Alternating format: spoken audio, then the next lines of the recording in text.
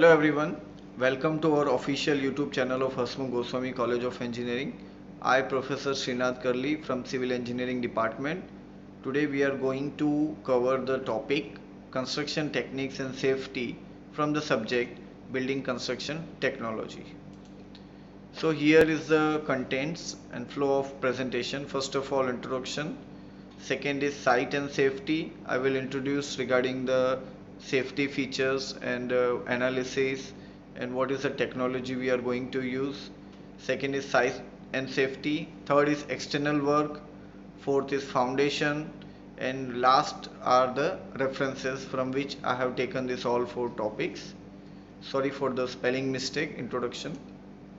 So introduction, moving on to these all workers first of all need to be very well exercised, and they should be very healthy in the process of construction or during the time of construction, when the construction takes place from the morning to evening hours. So they should be very healthy, and at the starting they should be exercised for about 30 minutes for the relaxation, and after the completion of the work also they have to exercise 30 minutes for their well-being and the relaxation purpose. Inspection. So inspection is that kind of process in which we can inspect in the starting at the starting point of the construction, starting point of the progress, and ending point of the progress. If you are not going to inspect at the starting point, then the things will go wrong. Things will go in any direction in what we have actually not figured out. And at last we have to also inspect the structure with the compliance of our designs and what is our requirements. For that purpose we have to inspect the building or its components. Third one is faulty practices. Any of the so many faulty practices are there, but no faulty practices should be allowed at the live construction site, because there may be so many casualties or any incident or may occur accidents with or without knowledge of the workers or their managers. So this should be avoidable. Best practices should be gain more and more importance. So what are the best practices? For example, if we are going to the site, so we should not be drunk.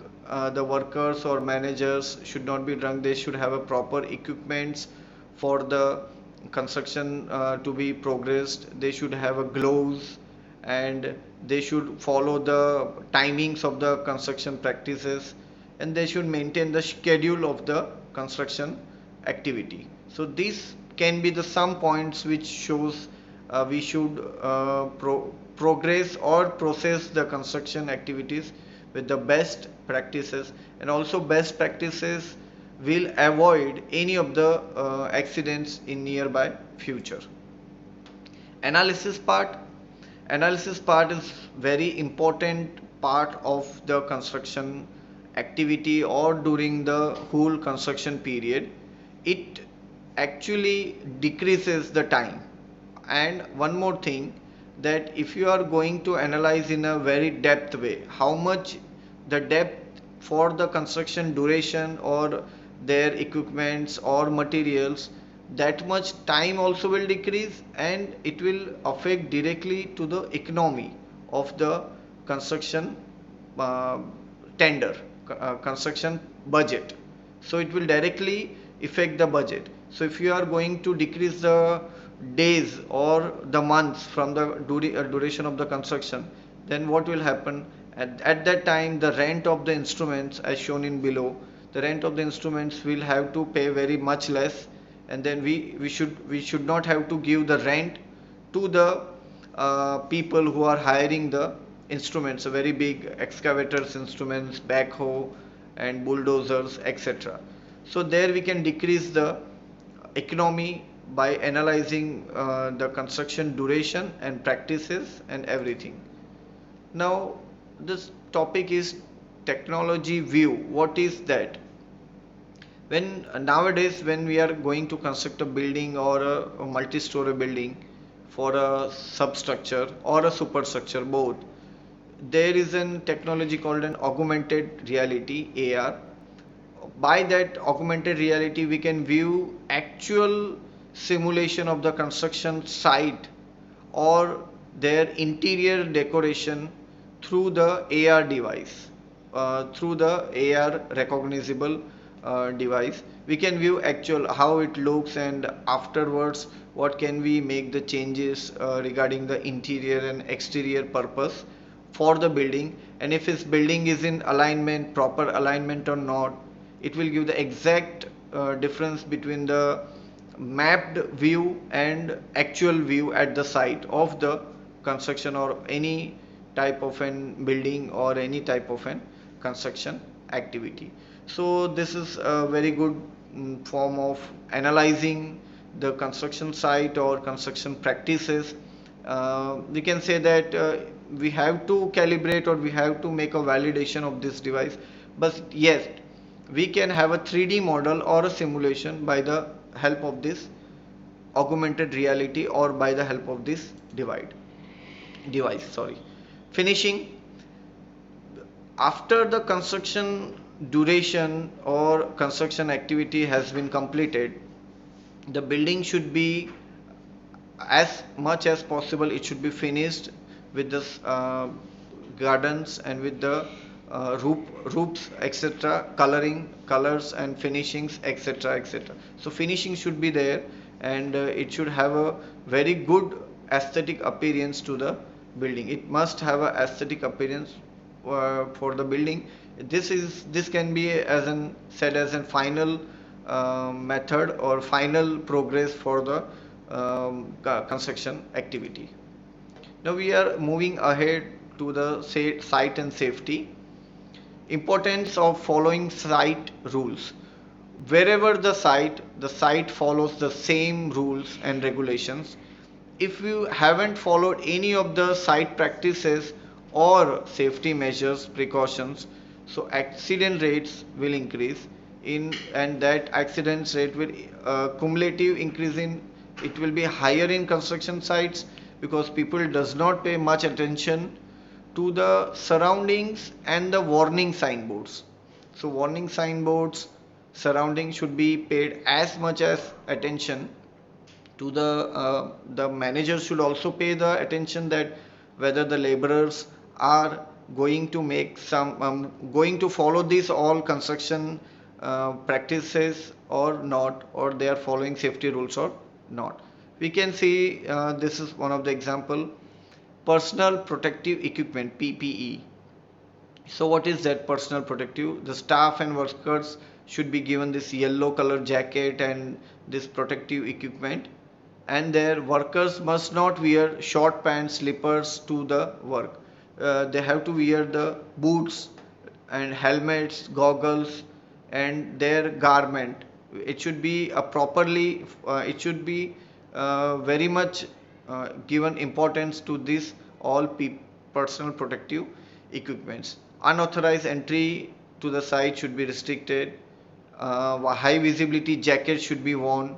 Safety helmets and protective footwear must be worn for the site safety rules. Again, moving forward, this is a safety helmet area. This is a caution board. A safety helmet. Again, the second caution board. High damage ear. It can high noise which can damage the ear, and we have to wear the ear protection. Next one is foot protection should be worn in this area. Next is no authorization entry, and notice is given, no person who is under the influence of alcohol or drugs are allowed in this site. It can lead to so much of unconsciousness accidents actually on the live construction site. Again, high visibility clothing must be worn in this area. This is a caution board provided the safety rules. First aid box should be kept in the site manager's office so that it can be easily accessible in case of any of the emergency or casualties. Safety goggles must be worn during the welding purpose or something like that. For hand gloves must be worn, protective hand gloves. Children must not play in the site. This is one of the signboard which is a mandatory signboard. And scaffolding platform helps to minimize the risk of fall when a worker is doing the construction work high in the building. When the construction activity is going on, it is actually dangerous for the children to enter that construction site. What happens that it may hit the heavy vehicles may hit the children, or any falling objects may hit the children in their head or body. So that's why children are not allowed, because they don't have a particular knowledge about the construction progress or construction activity going on. Reasons for using construction plant. We are moving forward. After the safety rules, we are going to concentrate on the plants and their machineries. Why to use construction plant at the construction site? Because it gives a very high output, complete work volume in time, accuracy and consistency, the quality work you will be observing. It will be cost effective. Actually, when you are having the machinery construction plant at your own site, it will be very cost effective. The transportation cost will be reduced, first of all. Next one is a dangerous if you are going to do the task manually. Next one is types of plants and equipments. How many plants, or what are the types of plants and equipments we are going to use on the construction site? First of all, excavating and earth moving equipment, backhoe, loaders, excavators, simple loaders, truck and hauling equipments, vacuum excavators. Second type, you can see this lifting and vertical transportation equipment called as mobile cranes, tower cranes, goods hoists, passenger hoists, bulldozers, scrappers, concrete plant and equipments, concrete trucks, concrete mining, mixing plant and concrete pumps. So backhoe loader. So in this, what this backhoe loader came to use in the construction site. First of all, it is used for digging shallow excavations. It may be up to 2 meter, 3 meter. Digging trenches, small individual trenches, general grading, lifting and loading, and also carrying various kind of construction materials which are very heavy. Excavators, it is used for the excavation when excavating below a natural surface of ground in which machine rests. Digging bigger trenches rather than the backhoe loader.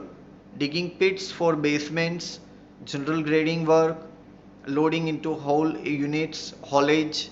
Haulage actually means heavy loading which you are going to transfer from one place to another with the help of a dumper trucks.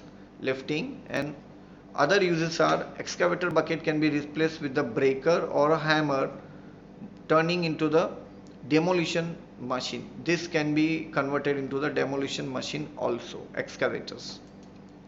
Mobile crane, a fully revolving 360-degree superstructure mounted on a truck with multi-section telescopic boom is called a mobile crane. These cranes can travel on public roads between projects under own power with minimum or no dismantling or reassembling.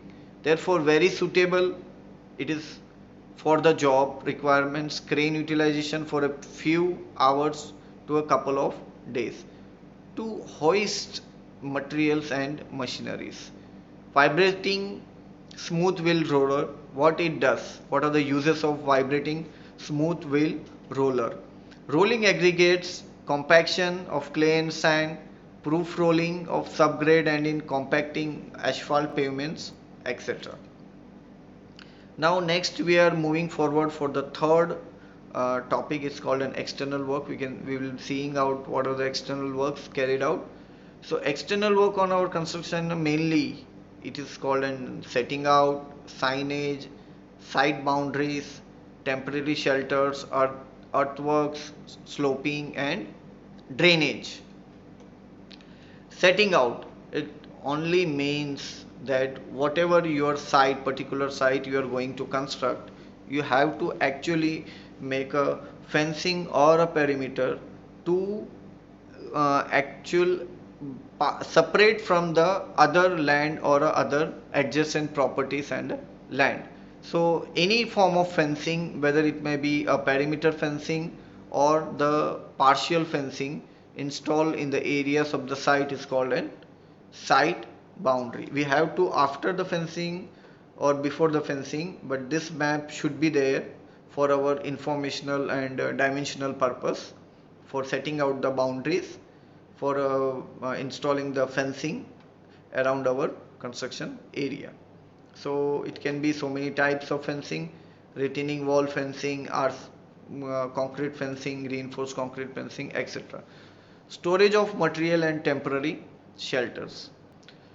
There actually we have to build some small housing for the storing of site temporary equipments and construction workers, and for the construction worker to rest, also for the materials and the construction workers to rest for the night time. Also we have to build some housing shelters and temporary structures.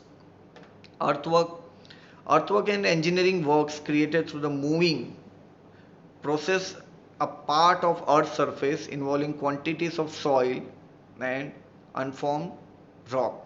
The earth may be moved to any other location and formed into a desired shape for a purpose. So what is the earthwork? Topsoil excavation. When we are going to excavate means when we are going to take the soil from one place to another. You are digging a hole into the ground or digging some trench into the ground is called an excavation. So there may be so many types of excavation: topsoil excavation, earth excavation, rock excavation, etc. Excavation may be classified by the purpose of stripping, roadway, bridge, construction excavation, channel, footing, borrow excavation, dredging, underground excavation. So this instrument is known as an excavator. Sloping. You have mostly seen the sloping at the canals and interior of the canals. So economical sloping should be driven, and it should prevent the material wastage. One unique and very ingenious using way of waste concrete to prevent soil erosion and to provide a slope by protecting the ground.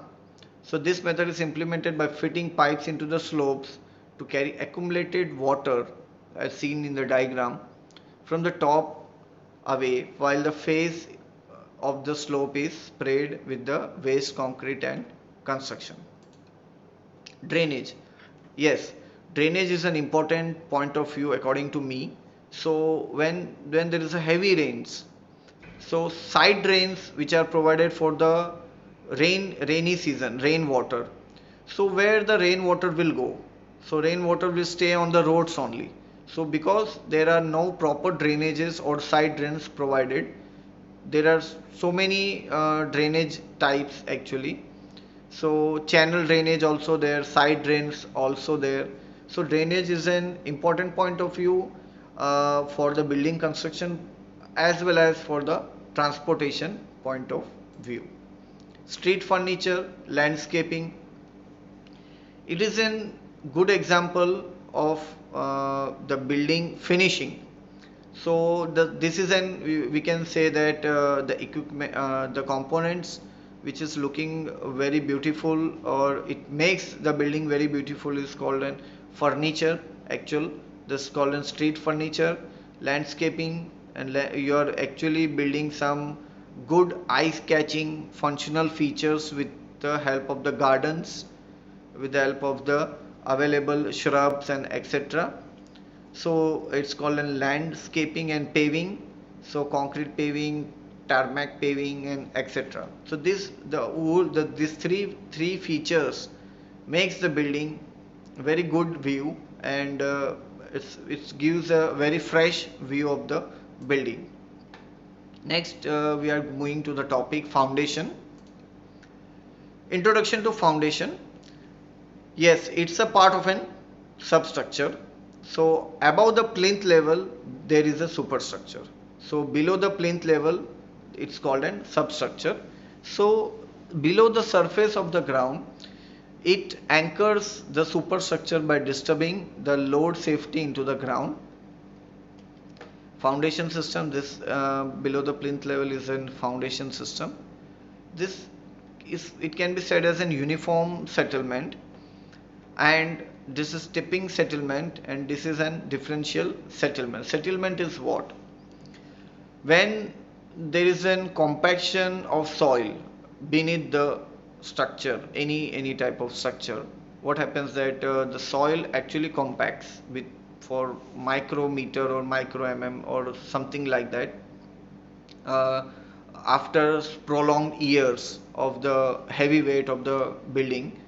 So it leads to the crack for the components of the building, like beam, columns, and partition walls, etc. So if there is a settlement is observed into the ground, what happens that the crack is observed into the building components. So it's a natural process, but yes, it will not occur very soon. It will be for after some couple of years, like 10 to 20 years, you will observe the settlement of the ground due to the heavy load, live load and dead load for the building. So it's an compressive load which impacts the soil. Next, types of foundation. Raft foundation, pile foundation. So pile foundation is what we are going into deep soil, or it's called a deep found, it's a part of a deep foundation. So this pile foundation takes the load of the building through the simple foundation as an important feature. What is that feature? That it takes the load of the ground, live load and dead load, and makes transfer to the soil. It transfers the load of the ground to the soil. So pile foundation, you can see these types of piles they have introduced in the picture. I have introduced in the picture. The load is well distributed into the piles, and it makes a cover, and we can make a column above that cover, pile cap cover. It's called a pile cap or a cover. So again, this column is a part of a superstructure, and this can be said as a part of a substructure. Pile foundation construction process. This area where the foundation will be excavated, borehole is drilled again with the help of a manual auger or a mechanical auger. The reinforcement cage is placed inside the borehole and then filled with the concrete. After placing this, both the boreholes and filling with the concrete, we have to construct the pile cap. Nearly we can say that at the ground level or the base level, we have to construct the pile cap, that we are on the pile cap we can construct the columns.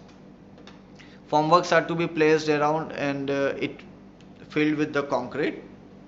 The column is also finished using the same way, and then when pile cap is covered with the soil. Solid slab raft foundation, it's on the site. Actually this is an good example of an raft foundation. You can see this flat raft foundation. Raft foundation construction process. This ground or any ground where the raft foundation is to be constructed, excavated 40 cm deep around and then leveled. The compacted hardcore layer, you can see this compacted hardcore layer is a binding layer used to prevent wet concrete and from running down the hardcore, is added inside. Reinforcement again added at the upper side and will give more strength to the foundation. Wood is used for the formwork to hold the concrete in shape, this concrete in shape. Again, laying of concrete or pouring of concrete into the reinforcement, and then we can observe the soil, the gap between the foundation and the soil. So this is the process in which, a simple process where we are going to construct the rough foundation here at any of the site. So stepped rough foundation, you can see this good image, and it's an actual image. Here is an image, simulated image, where we can see the stepped rough foundation construction process. The surface is then covered with the compacted and hardcore binding layer. The reinforcement, which consists of steel meshes and steel bars, are added here. And last step is wood formwork are placed and concrete is poured inside, so that it gives the good finish and strength also. So from this whole lecture, what we have concluded is a summary. To conclude, throughout all these site visits, and definitely we have learned a lot more experience from the basic construction images in site. So many construction flaws are there, and we have to identify the flaws to prevent the safety, to actually prevent the accidents, and to give us good safety at the construction site.